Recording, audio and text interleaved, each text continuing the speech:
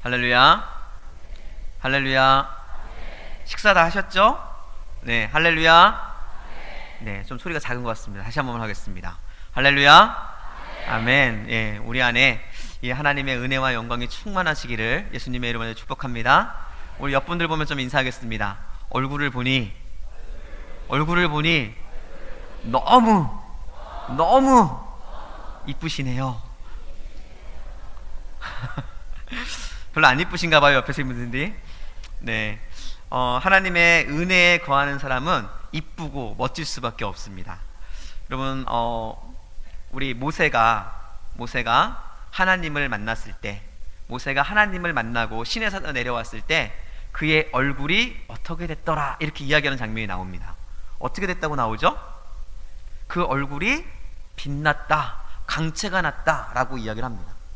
그것이 그냥 진짜 얼굴에서 광채가 난 것일 수도 있습니다. 제가 그 직접 보질 않았기 때문에 모르지만 지금의 상황에서 이야기하면 은혜 받은 사람의 광채라는 것은 그 가운데 나타나는 미소와 그 가운데 나타나는 은혜의 모습들이 아닌가 싶습니다.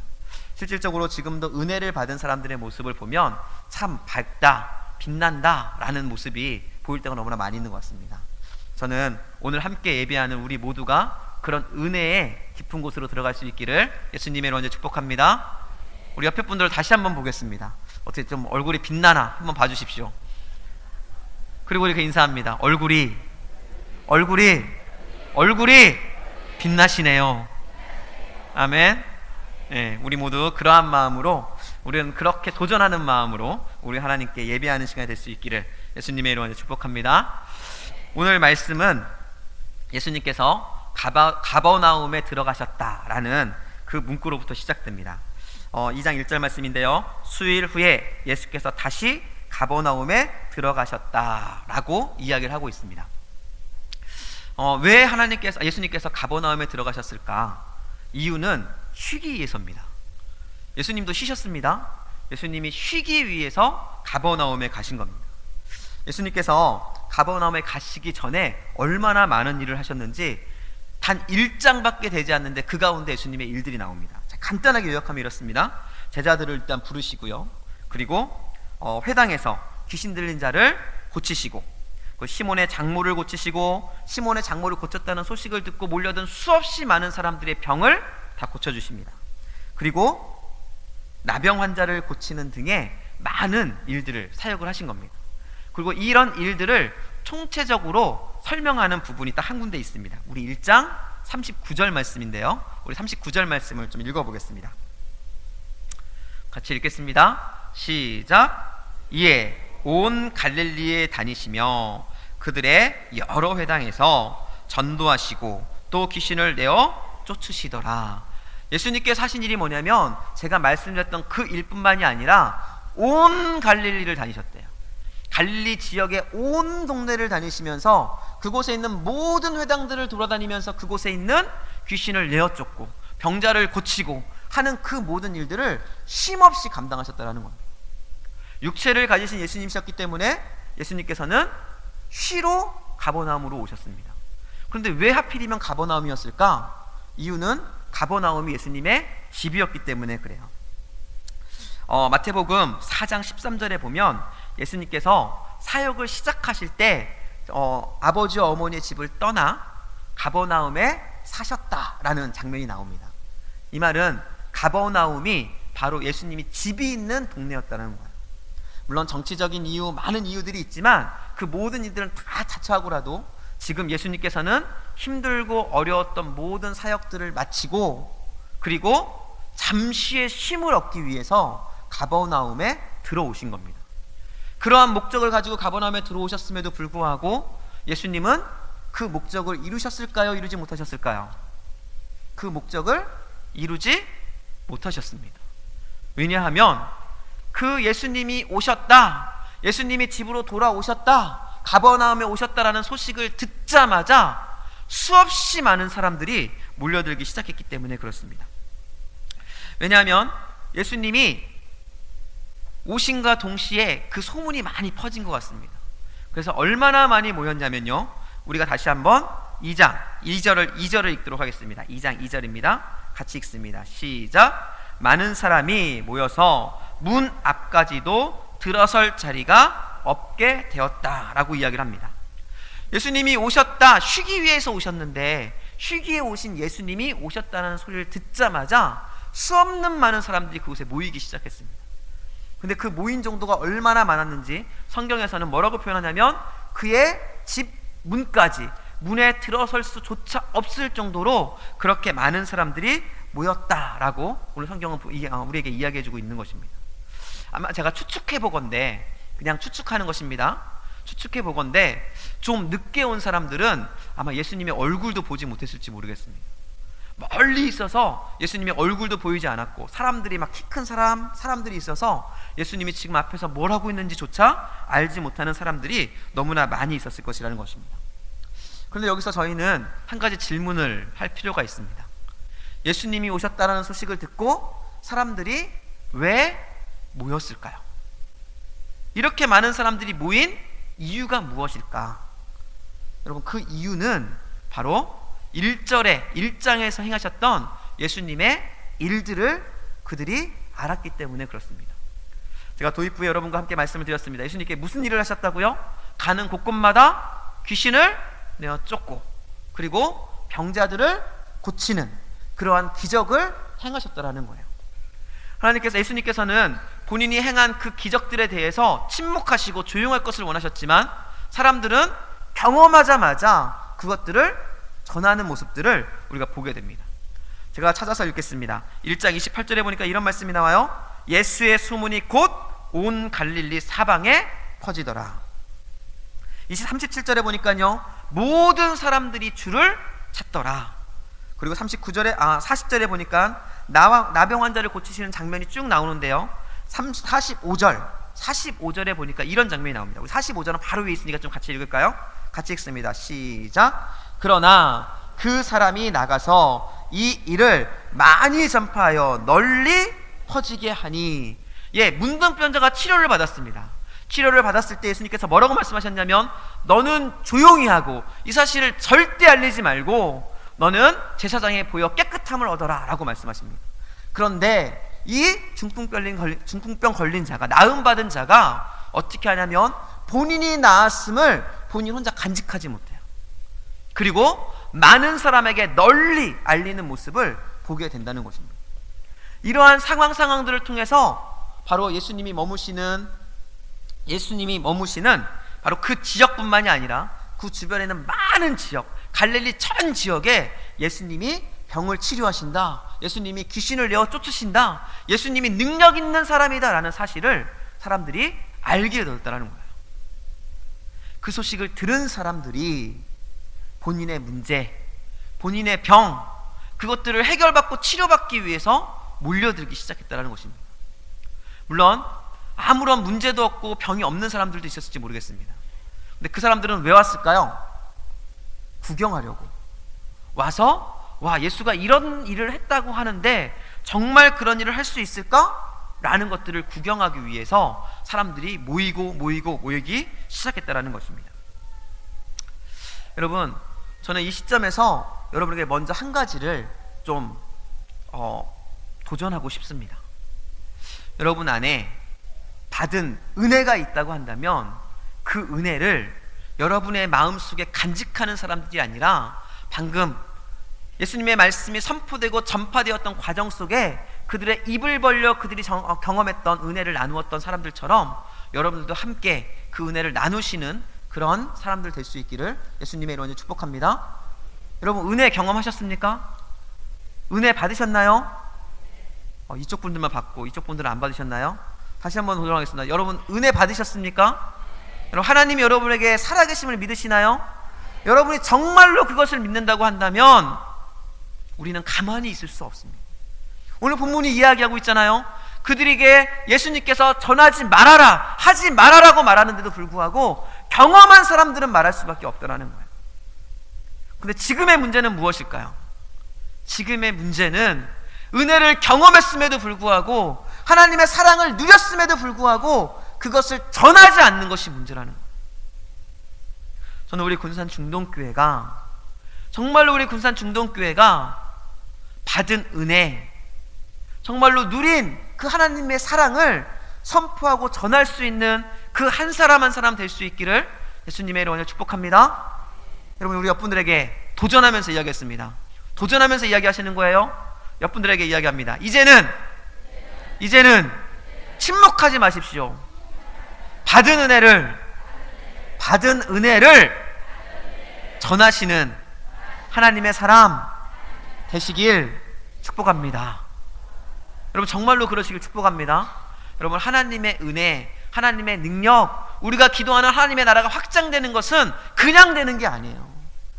하나님의 은혜를 경험한 사람들이 하나님의 은혜를 전할 때 그때 하나님의 은혜는 전파되게 되어 있다라는 것입니다. 그래서 예수님께서 선포합니다. 하나님의 말씀을 듣지 아니하면 저들이 어떻게 믿을 것이고 전하는 자가 없으면 저들이 어떻게 들을 것인가. 여러분, 먼저 경험한 우리들이 침묵하고 있다면 그들이 어떻게 하나님의 말씀을 듣겠습니까? 여러분, 오늘 본문에 나오는 사람들처럼, 오늘 주제의 말씀은 아니지만 오늘 본문에 나왔던 이 사람들처럼 경험한 하나님을 선포하고 전하는 저와 여러분 될 수 있기를 예수님의 이름으로 간절히 축복합니다. 여러분, 이 사람들이 그러한 사람들의 말을 듣고 하나님의 기적을 경험하기 위해 모였습니다. 그렇다고 한다면 이 사람들의 관심은 어디에 있을까요? 그 사람들의 관심은 하나님, 예수님, 하나님의 나라, 십자가, 그런 것이 아니었습니다. 그 사람들의 관심은 오직 한 가지예요. 그 사람들의 관심은, 이곳에 모여있는 많은 사람들의 관심은 무엇입니까? 본인의 병이 낫는 것, 본인의 문제가 치료되는 것.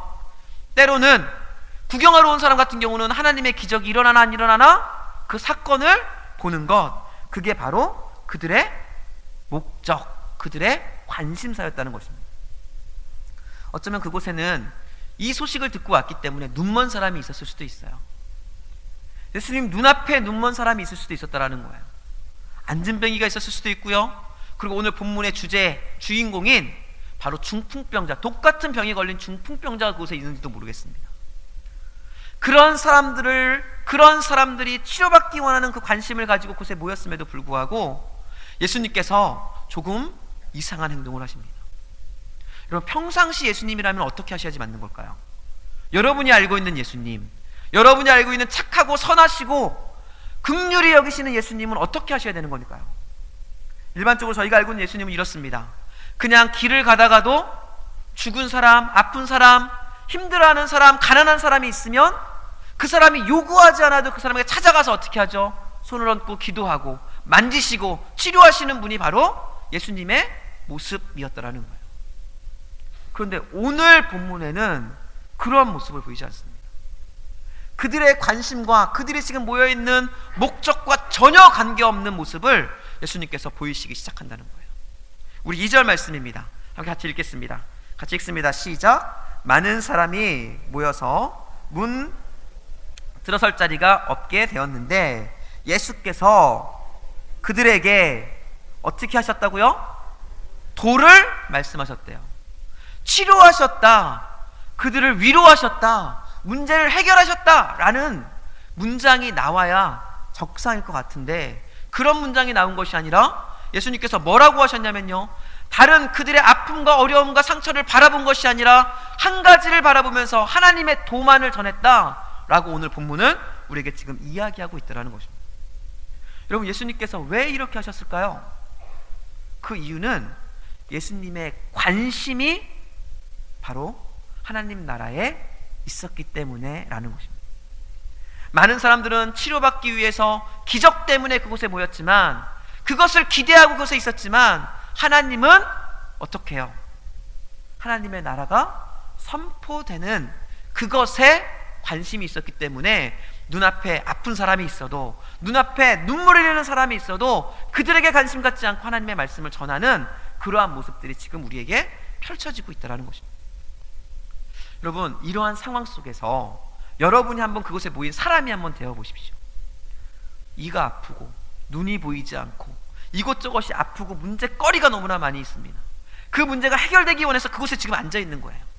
그런데 예수님께서 그것을 관심 갖고 신경 쓰는 것이 아니라 하나님의 복음을 전한다고 그들과 관심 없는, 관계 없는 이야기를 막 하고 계시면 그곳에 있는 사람들의 마음이 어떻겠습니까?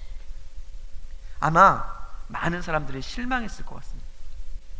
실망하고, 어떤 사람은 실망하고 저주하진 않았겠지만 어쨌든 떠나는 사람도 있었을지 모르겠어요. 많은 사람들이 우리에게 관심 갖지 않는 예수님, 그냥 하나님의 나라에 대한 말씀을 선포하시는 그 예수님을 멍하니 바라보면서 그냥 아무것도 하지 못하고 그 자리에 서 있을 뿐이었다라는 거예요. 그렇게 시간은 지나가고 있었습니다. 그런데 시간이 잠시 지나가다 갑자기 이 사건을 역전시키는, 다른 말로 말하면 하나님의 관심을 확 바꾸어 버리는 한 가지의 사건이 일어납니다. 그 사건이 바로 오늘 본문에 나오는 중풍병자의 사건이에요. 오늘 중풍병자를 메고 4명, 사실은 더 많은 사람들이 4명에게 중풍병자를 메고 왔기 때문에 1년의 무리가 온 것 같습니다. 그 관계에 대해서는 성경에 나와 있지 않지만 가족이거나 친한 친구들이겠죠. 어쨌든 그들이 1년의 무리가 중풍병자를 메고 그를 치료하겠다는 일념으로, 이가 예수님만 만나면 치료받을 거라는 그 일념을 가지고 그 수없이 많은 사람들이 모여있는 그곳에 이르게 됩니다. 예수님만 만나면 치료받을 수 있어라는 그 소망을 가지고 그곳에 왔는데, 막상 도착하니 그 상황이 어떻습니까? 수없이 많은 사람들이 예수님을 둘러싸고 있습니다. 저 앞에 있는 예수님은 보이지도 않습니다. 그곳에 있는 사람들에게 하소연해보지만 그곳에 있는 모든 사람들도 이미 다 본인들의 목적이 있어요. 아프고 힘들고 문제거리를 가지고 있는 사람들이라고. 여러분, 비켜주겠습니까? 제발 좀 이 중풍병자 지나갈 수 있도록 해주십시오라고 부탁하지만 그곳에 있는 어떤 사람도 비켜주지 않았습니다. 여러분, 만약 여러분이 그 중풍병자를 맨 4명의 사람이라고 한다면 여러분들은 어떻게 하시겠습니까? 현실적으로는 그 앞으로 나갈 수 있는 방법이 아무것도 없어요. 여러분이라면 어떻게 하시겠어요? 이런 경우에 대부분의 사람들은 2가지의 선택을 합니다. 아니요, 대부분의 사람들이 아니라 거의 모든 사람들이죠. 첫 번째는 포기하고 돌아가 다음 기회를 노린다, 뭐 이런 결정을 하겠죠. 2번째는 끝까지, 이 사람들 다 치료하더라도 끝까지 내가 남아서 예수님을 만나고 치료받겠다라는 이 2가지의 아마 결정을 할 것입니다. 여러분, 다시 한번 질문 드리겠습니다. 여러분은 어떤 결정하시겠습니까? 우리 손을 한번 들어볼까요? 나는 1번을 결정하겠다. 다음 기회. 없으신가요? 다들 인내가 있으시네요. 2번째 결정을 하겠다. 나는 끝까지 남아서라도 예수님을 만나고 할 거야. 흔들어 보십시오. 끝까지. 감사합니다. 예, 그런 믿음이 여러분에게 있기를 좀 축복합니다. 예, 손 안 드신 분들은 뭡니까? 지붕으로 올라가겠다. 예, 그 답이 나올 줄 알았습니다. 네. 지붕으로 올라가서 지붕을 뚫고 이 사람들과 같이 나는 이렇게 할 것이다. 여러분, 혹시 콜럼버스 달걀 이야기 아십니까? 콜럼버스 달걀이라는 이야기가 있습니다. 콜럼버스가 항해를 하고 노력하고 힘써서 신대륙을 발견을 하죠. 지금의 미국을 발견한 것입니다. 근데 신대륙을 발견하고 나서 사람들이 많이 모여있는 곳에 가게 됩니다. 예, 솔직히 술집입니다. 술집에 가서 이제 가게 되는데 사람들이 콜럼버스가 딱 들어오는 것을 보더니 이야기하는 겁니다. 콜럼버스가 한 일 뭐 별거 아니야. 그거 나도 할 수 있는데 뭐 라고 이야기를 하는 겁니다. 그 소리를 들은 콜럼버스가 달걀을 하나 딱 들고 그 사람 앞에 갔습니다. 그리고 그 사람에게 이야기했습니다. 이 달걀을 하나 주면서 이 달걀을 한번 세어보세요. 그 사람이 그 말을 듣고 어떻게 했을까요? 이 사람 미친 거 아니야? 달걀을 어떻게 세워? 그런데 콜럼버스가 달걀 밑둥을 탁 깨더니 달걀을 세워버렸습니다.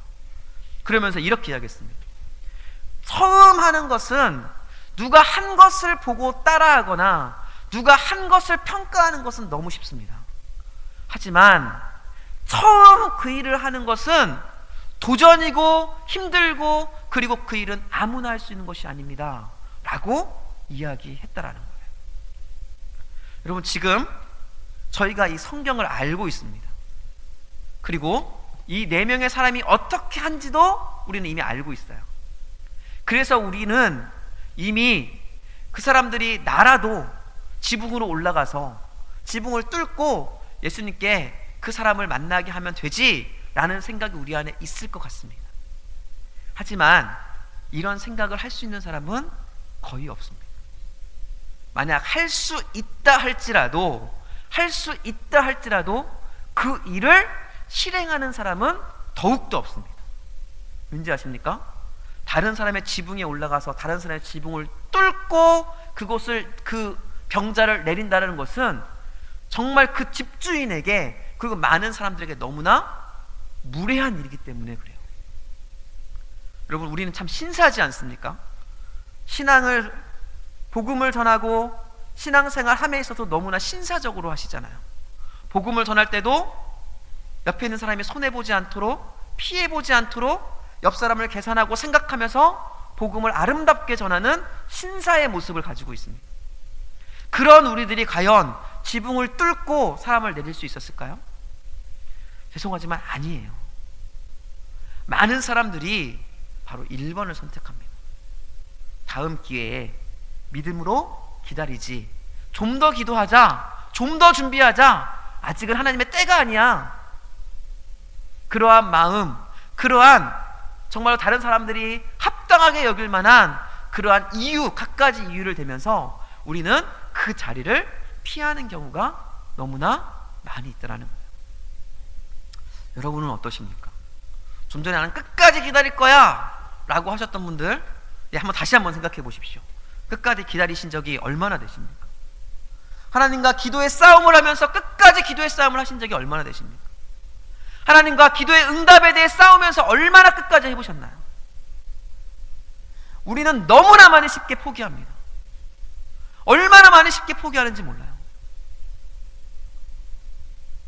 여러분, 우리가 왜 하나님의 은혜를 경험하지 못할까요? 우리가 왜 하나님의 기적을 경험하지 못하겠습니까? 이유는 바로 쉽게 포기하기 때문이라는 거예요. 여러분, 저는 우리 군산 중동교회 귀한 성도님들 한 분 한 분이 쉽게 포기하는 인생이 아니라 미련하게 보일지 모르고 바보처럼 보일지 모르지만 주님을 만나는 그 시간까지 끝까지 인내하고 기다리며 결국은 예수님을 만나는 그러한 은혜의 사람들 될 수 있기를 예수님의 이름으로 축복합니다. 그럴 때 하나님을 경험할 수 있는 거예요. 그런데 오늘 본문에 나오는 사람들은 그 이상의 것을 하기 시작합니다. 그냥 기다리지 않았어요. 거기에 있는 많은 사람들도 믿음으로 기다리고 있었는데요, 그 사람들은 기다리는 것으로도 만족하지 못했습니다. 여러분, 기다리기만 해도 하나님을 경험할 수 있습니다.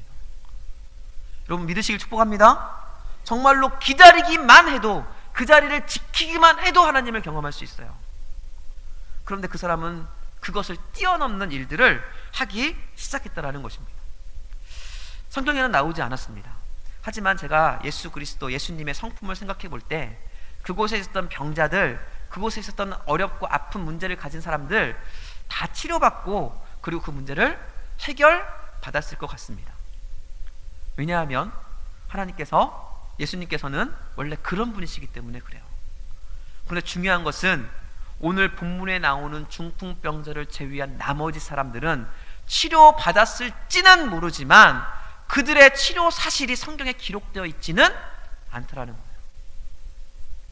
여러분, 여러분의 믿음 생활, 여러분의 삶이 하나님의 기록에 기록되길 원하십니까? 아니면 스쳐 지나가는 하나의 장면으로 머물기를 원하십니까? 그럼 어떤 걸 원하세요? 기록되길 원하지 않으십니까? 여러분, 기록되기 위해서는 기다리는 것 이상의 그 무엇인가를 하셔야 된다는 거예요. 여러분, 이것이 너무 중요합니다. 교회가 점점 힘을 잃어가는 이유는 바로 이것을 잃어버렸기 때문에 그래요. 본문으로 들어가기 전에 제가 청년부에서 우리 청년들과 함께 나누었던 설교 주제에 대해서 잠깐 먼저 설명을 하고 넘어갔으면 좋겠습니다. 제목은 야성을 회복하라 였습니다. 여러분, 지금 우리가 예수 그리스도의 그 복음의 능력을 나타내지 못하는 이유, 그것은 하나님의 믿음을 삶으로 나타내는 믿음의 야성을 잃어버렸기 때문에 그래요. 그것이 다른 사람들이 보기에 어떨까? 다른 사람들이 볼 때 이 모습을 어떻게 생각할까? 라는 갖가지 모습 속에 그 일을 정말 하나님의 뜻임으로 이루어야 된다는 그 믿음의 야성을 잃어버렸기 때문에 우리는 하나님의 역사를 이루지 못하는, 나타내지 못하는 사람들로 멈춰 있더라는 것입니다. 여러분, 우리 옛날의 모습들을 좀 기억해 볼까요? 지금 오늘 연세 있으신 분들이 많으신데 우리 권사님들, 제가 어렸을 때 저희 어머니를 따라서 이렇게 천막 쳐 있는 부흥회를 많이 가봤습니다. 밤새 기도하시는 그분들의 모습을 많이 봤습니다. 그때의 믿음, 여러분 어떠셨나요? 여러분 지금의 믿음과 그때의 믿음, 여러분 한번 비교해 보십시오. 우리 젊은이들은 모를지 모르지만 우리 권사님들 한번 비교해 보십시오. 그때 어떠셨습니까? 지금은 어떠신가요? 그때는 사람들이 미련하다, 바보 같다 이야기해도 그것을 믿음으로 행했던 수없이 많은 사람들의 능력이 있었던 때이고, 지금은 그렇지 못한 때라는 차이가 있습니다. 하나님은 손이 짧아진 것도 아니고 여전히 일하시고 계시지만 그 능력이 그때와 지금 너무나 달라요. 너무나 마음 아픈 것이죠. 여러분 그 믿음의 야성을 우리가 회복해야 한다는 것입니다. 간절히 소원합니다. 저에게도 여러분 동일하게 도전하는 것입니다. 여러분 그 믿음의 야성을 회복할 수 있길 예수님의 이름으로 간절히 축복합니다. 그렇다고 한다면 이 믿음의 야성의 도전을 이 사람들이 어떻게 했을까요? 그 사람들의 행적을 저희가 좀 쫓아가 보겠습니다. 중풍병자들이 중풍병자를 메어온 네 사람이 앞에 있는 장애물을 보고 어떻게 할 수 없는 상황 속에 놓이게 됐습니다. 그리고 그 사람들은 한순간 믿음의 도전 앞에 서게 됐습니다. 어떻게 할 것인가? 우리가 서는 그 똑같은 장면입니다. 그때 그들은 그곳에 멈추지 않았습니다. 이곳에 하나님께 나아가는 길을 내겠다 결단했어요. 하나님께, 예수님께 나아가는 내가 길을 낼 것이다 결단하고 길을 내는 방법들을 찾기 시작했습니다. 그리고 주변을 돌아보기 시작했어요. 그리고 그곳에 지붕으로 연결되는 계단을 보았습니다. 여러분 이스라엘은요 집이 평평하게 생겼습니다. 그리고 지붕이 일반적으로 사람들이 함께 모여서 이야기하고 때로는 잠을 자는 장소로 활용이 됩니다. 그렇기 때문에 지붕이 굉장히 넓게 잘 준비되어 있습니다. 그 지붕으로 올라가는 계단을 보고 그들이 생각했습니다. 와, 지붕으로 올라가서 예수님께 이 중분을 내리면 되겠다. 그들이 그 계단을 올라갔습니다. 여러분 계단이 넓겠습니까? 좁겠죠 당연히. 그 좁은 계단을 4명의 사람이 중풍대를 메고 힘써서 호흡을 맞춰서 올라갑니다. 그리고 그 지붕에 올라간 뒤에 중풍병자들을 내려놓고 돌을 들어서 여러분 지붕을 부수기 시작합니다. 지붕을 부수기 시작할 때 어떤 소리가 났을까요? 쿵쿵 소리가 났겠죠. 쿵쿵 소리가 나자마자 어떠한 일이 있는지 중요합니다. 여러분 돌로 지붕을 꽉 내려쳤는데 꽉 내려치자마자 어떠한 일이 일어났을까요? 이렇게 하면 여러분 어떻게 하시겠습니까? 다른 데 졸다가도 여기를 보시겠죠. 마찬가지입니다. 쾅쾅 치자마자 그 주변에 있는 모든 사람들이 바로 지붕을 쳐다보기 시작했습니다. 더 중요한 것은 사람들에게 관심 갖지 않고 아픔과 어려움에 관심 갖지 않았던 예수님이 어디를 쳐다봤을까요? 중요한 것은 예수님의 관심이 바뀌기 시작했다는 거예요. 예수님이 소리가 나는 지붕을 쳐다보기 시작했습니다. 예수님은 침묵하셨을지 모릅니다. 주변에 있는 많은 사람들은 저 미쳤다고 말했을 거예요. 왜 나무 지붕을 부시냐고 말했을지도 모르겠습니다. 그래도 그들은 그들의 시선을 의식하지 않았어요. 그들의 시선을 의식하지 않고 그들의 소리를 의식하지 않고 오직 한 가지, 지붕을 부시는 데 집중했습니다. 쿵쿵 소리가 날 때마다 지붕을 올라다 보는 사람들, 예수님도 그곳을 바라보고 있었겠죠. 여러분 지붕을 부시면서 어떤 증상이 나타났을까요? 첫 번째 소리가 났을 거예요. 그리고 지붕이 부서지면서 어떻게 됐을까요? 위에서부터 뭐가 떨어졌을까요? 먼지, 흙먼지 막 떨어졌을 겁니다. 그것이 예수님께 떨어졌다는 겁니다. 예수님이 그것을 보면서 위에서 무슨 일이 있구나라는 것을 집중하여 보기 시작했습니다. 잘 들으셔야 돼요. 집중하여 보기 시작했다라는 거예요. 그리고 그 소리가 계속되다가 결국 큰 돌덩이 하나가 꿍 떨어지면서 하늘이 딱 열리게 됩니다. 하늘이 열림과 동시에 예수님은 그곳을 더욱 집중해 보기 시작했을 겁니다. 집중하고 보고 있는 그곳으로 뭐가 내려왔을까요? 바로 중풍병자가 내려오기 시작했습니다. 중풍병자가 내려오는 그 끈 사이사이로 누가 보였어요? 4명의 사람이 땀이 범벅이 돼서 그 지붕을 뚫기 위해 땀이 범벅이 되어서, 그럼에도 불구하고 이 사람을 내리는, 낑낑거리고 호흡 맞춰 내리는 그 사람들을 예수님께서 보셨다라는 거예요. 이제 그러한 상황 속에서 여러분이 예수님이 되시는 겁니다. 여러분이 예수님이라면 여러분 어떻게 하시겠어요? 무시하시고 하나님의 관심인 하나님의 나라를 전하기 위해 그 사람들 무시하고 계속 하나님의 도를 전하시겠습니까? 아니면 그들을 바라보고 그들에게 기적을 행하시겠습니까? 하나님의 관심이 돌려졌고, 돌려진 그 관심에 집중하여서 하나님은 그들을 바라보기 시작했다는 거예요. 그리고 그들을 향해서 하나님께서 입을 여십니다. 뭐라고 여셨습니까? 5절 말씀입니다. 5절 말씀 같이 읽을까요? 시작. 예수께서 그들의 믿음을 보시고 중풍병자에게 이르시되 작은 자야 내 죄 사함을 받았느니라. 드디어 그들이 그토록 기대하고 기대하던 내가 죄 사함을 받았다, 내가 병의 치유함을 받았다라는 음성이 들리기 시작했다라는 거예요. 근데 중요한 사실이 있습니다. 이 중풍병자는 믿음이 있었는지 없었는지 잘 모르겠어요. 성경에는 그것에 대해서 나오진 않습니다. 하지만 중요한 것은 예수님께서 누구의 믿음을 보시고 지붕 위에 있는 그 4명의 믿음을 보시고 그들을 치료하셨다라는 거예요. 여러분, 때로는, 아니요, 우리의 믿음 가운데에는 이런 믿음의 야성, 적극적인 믿음이 필요합니다. 이 예배드리는 이 순간에도 그냥 이 자리에 앉아있는 예수님을 둘러치고 있었던 사람들이 아니라 적극적으로 하나님 만나기를 소원하고 적극적으로 하나님의 말씀 가운데 들어가고자 하는 그 열심, 그 야성이 필요하다는 거예요. 철야 기도할 때도 마찬가지입니다. 기도할 때, 무엇을 할 때도 관계없이 하나님을 위해서 봉사하고 헌신할 때도 마찬가지로 그냥 흘러가는 그 모습이 아니라 바로 야성, 믿음의 야성과 그 열심, 열정적인 그 믿음의 모습으로 바로 그 앞으로 나가고자 하는 믿음의 도전이 있을 때, 그때 우리는 하나님을 경험하는 사람들이 될 수 있다라는 것입니다.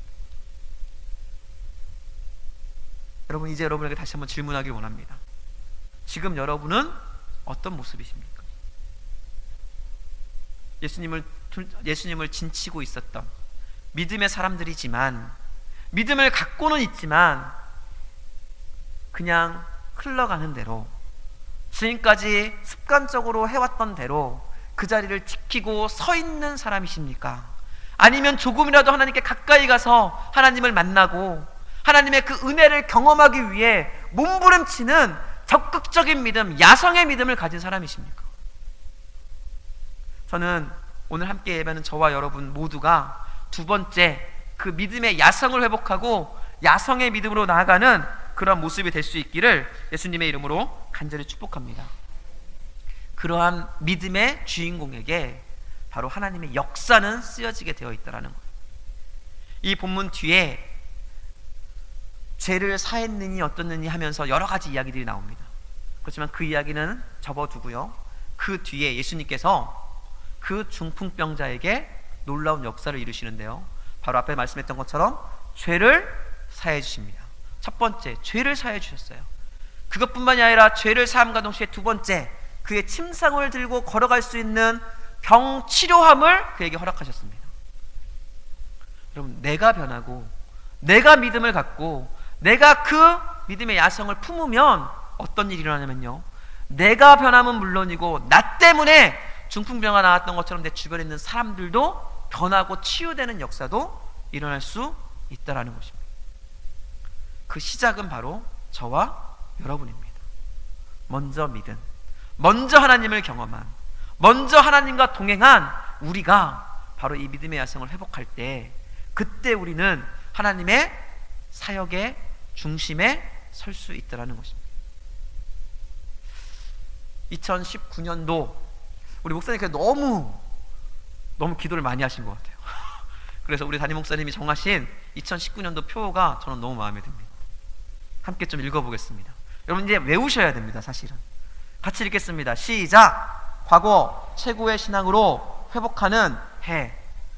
저는 오늘 이 한 해가 이런 한 해가 되었으면 좋겠습니다.